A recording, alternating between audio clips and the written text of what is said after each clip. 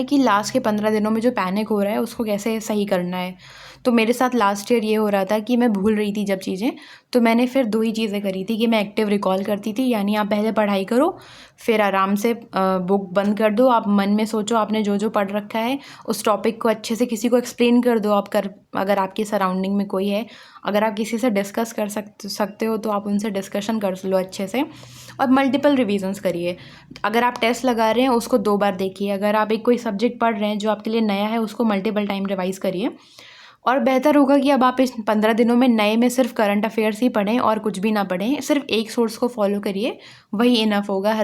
क्योंकि अभी एंड में इधर उधर भागने से होगा क्या कि आप पेपर हॉल में जो पेपर होगा उसमें आप रिकॉल नहीं कर पाओगे।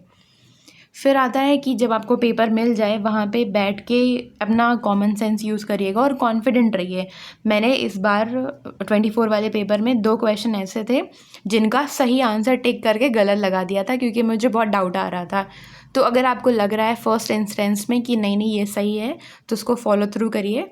कुछ क्वेश्चंस ऐसे होंगे जिनमें आप बहुत यूजुअली मतलब कि वो आपको लगेगा कि ये तो पॉसिबल ही नहीं है, तो उसमें कॉमन सेंस यूज़ करिएगा, क्योंकि आपने इतनी सारी इन्फॉर्मेशन कलेक्ट कर रखी है ऑलरेडी कि आपको ज़रूरत ही नहीं है कि आप और मल्टीपल सोर्सेज फॉलो करो तभी कुछ हो सकता है।